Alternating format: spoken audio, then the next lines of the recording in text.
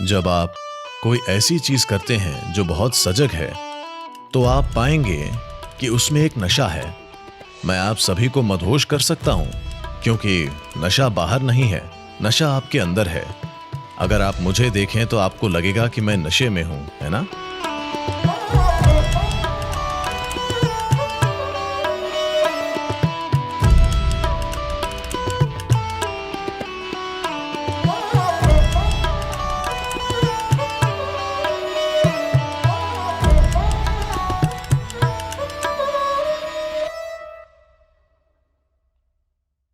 अगर आप मुझे देखें तो आप सोचेंगे कि मैं नशे में हूं, है ना?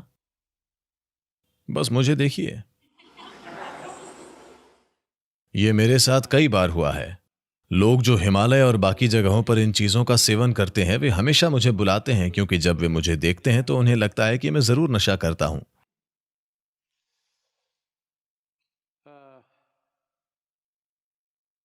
हमें यह समझना होगा, हम जो भी रसायन अपने शरीर में डालते हैं, चाहे इस रूप में या उस रूप में, चाहे जैसे भी, दरअसल वो सिर्फ हमारे भीतर किसी चीज को उत्तेजित करता है।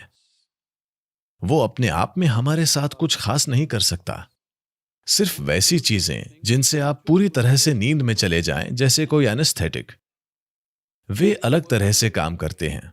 वे पूरी तरह आपको धराशायी कर देंगे। मगर बाकी सभी चीजें जिनमें किसी तरह का अनुभव होता है, वे सिर्फ आपके अंदर किसी चीज को उत्तेजित करते हैं। अब सवाल है, आप सेल्फ स्टार्ट हैं या पुश स्टार्ट? अगर आप जानते हैं कि खुद को उत्तेजित कैसे करें, तो आप यहां बड़े आनंद में बैठ सकते हैं।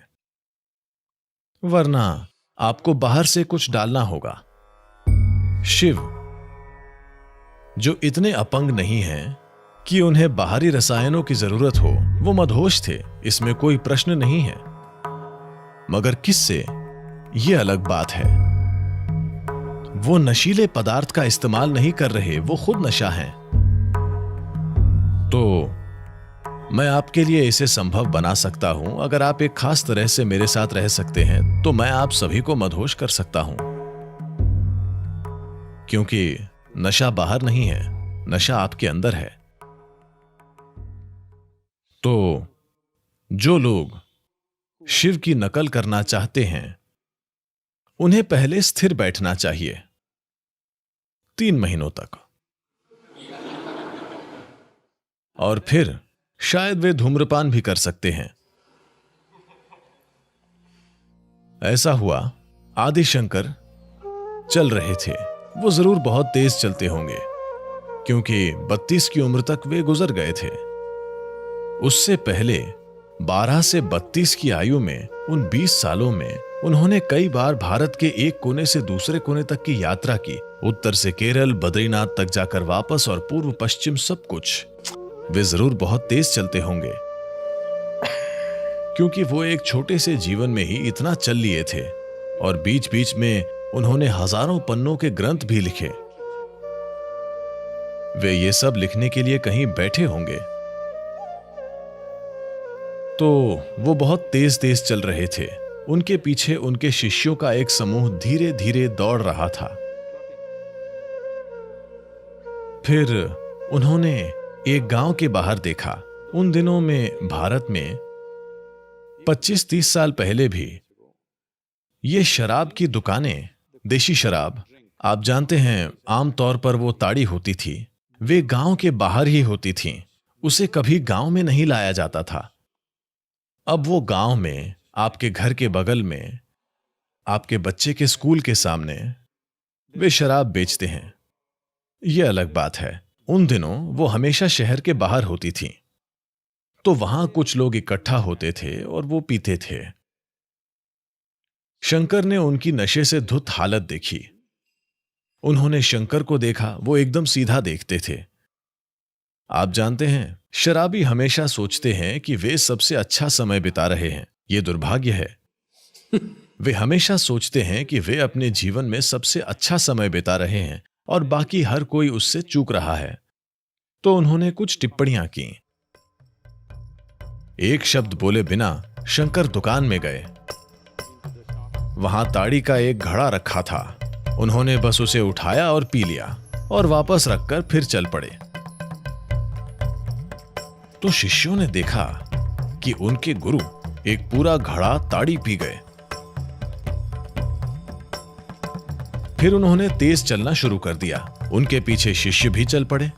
उनके बीच चर्चा हुई, जब हमारे गुरु पी सकते हैं तो हम क्यों नहीं पी सकते। उन्हें बस एक बहाने की जरूरत थी। तो वे ये चर्चा कर रहे थे और वो जानते थे कि क्या हो रहा है। तो वो अगले गांव आ गए। वे भी पीछे चल रहे थे। वहां एक लोहार पिघले हुए लोहे के साथ काम कर रहा था। वो बस गए, उसे उठाया और पी गए और फिर आगे चलने लगे। शिष्य जानते थे कि उन्हें ये नहीं पीना है।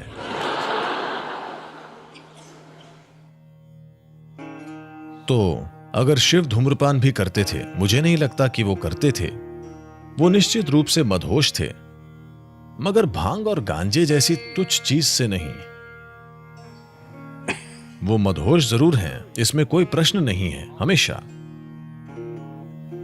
चाहे वो धूम्रपान करते भी थे, तो क्या आप वे सब चीजें कर सकते हैं जो वो करते हैं? मैं पूछ रहा हूं। इसके योग्य बनने के लिए अगर आप 3 महीने स्थिर बैठ सकते हैं तो मैं आपको वो पदार्थ दूंगा।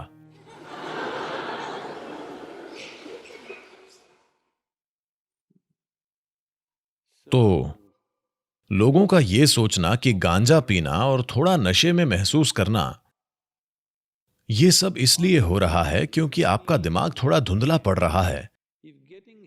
अगर धुंधलापन होना आध्यात्मिक है, फिर मैं आध्यात्मिक नहीं होना चाहता। मेरे लिए सबसे बड़ी चीज है कि यह एकदम स्पष्ट है। यह जीवन जीने का तरीका है। धुंधलापन होना जीवन नहीं है, वो मृत्यु में होता है। हां, जीवन उस समय धुंधला होगा जब आप बीमार हों और मर रहे हों। तब जीवन धुंधला होगा। जब आप जीवित हैं, Clarity is the most important thing. तो स्पष्टता सबसे महत्वपूर्ण चीज होती है और स्पष्टता नशीली हो सकती है। जब आप कुछ ऐसा करते हैं जो बहुत सजग होता है, तो आप पाएंगे कि उसमें एक नशा है। आपके ख्याल से इतने सारे लोग पहाड़ों से कूदते हैं, हवाई जहाजों से कूदते हैं, काफी खतरनाक चीजें करते हैं। ऐसा इसलिए क्योंकि उसमें एक अलग तरह का नशा होता है, मगर वे कई सारी शारीरिक चीजें करते हुए उसे करते हैं। अगर आप यहां बैठकर ऐसा कर सकें, तब मैं कहूंगा कि शिव का एक तत्व आपके अंदर आ गया है। अगर आप सिर्फ यहां बैठकर सुपर अलर्ट हो सकते हैं, इतने अलर्ट कि आप मदहोश हों, वही मदहोश होने का तरीका है। वीड पीना नहीं, उसे गाय के लिए छोड़ दीजिए। ठीक है, इंसान बेहतर चीजें कर सकता है और आज पूरी दुनिया उसकी बात कर रही है क्योंकि उन्हें कोई दूसरा बेहतर तरीका नहीं मिला है। इस पर अच्छा खासा शोध है। वे कहते हैं कि व्यक्ति की आईक्यू में 8 पॉइंट की कमी आ सकती है। आपको किसी शोध को पढ़ने की जरूरत नहीं है। जो लोग आमतौर पर इस धूम्रपान के आदी होते हैं, अगर आप उन्हें देखें, वे शांत दिखने का नाटक करते हैं। लेकिन अगर आप उन्हें 2 दिन तक नशा मत दीजिए, आप देखेंगे कि वे कितने चिड़चिड़े हो जाते हैं। हां, हर दिन अगर आप उन्हें खुराक दे दें, वे बढ़िया रहेंगे, शांत रहेंगे। जब आप अस्पष्ट होते हैं तो आप शांत रहते हैं, लेकिन उसकी शांति का कोई मूल्य नहीं है। और एक चीज, अगर आप 3 दिन उन्हें नशा मत दीजिए, आप देखेंगे कि वे आग बबूला हो जाएंगे। वे शांतिपूर्ण नहीं रहेंगे अगर आप उनसे नशा छीन लें। आज अमेरिका के कई स्टेट्स में यह कानूनी हो गया है। कई बड़े कॉरपोरेट उसमें घुस रहे हैं। ऐसा इसलिए क्योंकि आप नहीं जानते कि अपने दिमाग को कैसे संभालें, जो आपका बनाया हुआ नहीं है। पिछली पीढ़ियां विकसित हुई हैं और यहां तक पहुंचे हैं, और आप नहीं जानते कि इसे कैसे संभालना है। आप उसे नशे से थोड़ा धीमा करना चाहते हैं ताकि वो शांत लगे। ये जवाब नहीं है। अगर आप कुछ समय के लिए नशा रोक दें, फिर आप देखेंगे कि आपकी शांति उड़ जाएगी। किसी भी रसायन में कुछ आध्यात्मिक नहीं होता। अगर आपको पागल होने के सिवाय अपने दिमाग के लिए कोई बेहतर इस्तेमाल नहीं मिला है, तो marijuana आपके काम आ सकता है। कम से कम आप किसी को तंग नहीं करेंगे, आप नशे में होंगे और बस कहीं बैठे रहेंगे। अगर आपने अपने दिमाग का कोई बेहतर इस्तेमाल पा लिया है कि आपका दिमाग कुछ सार्थक, कुछ रचनात्मक, कुछ उपयोगी कर सकता है, फिर यह तरीका नहीं है।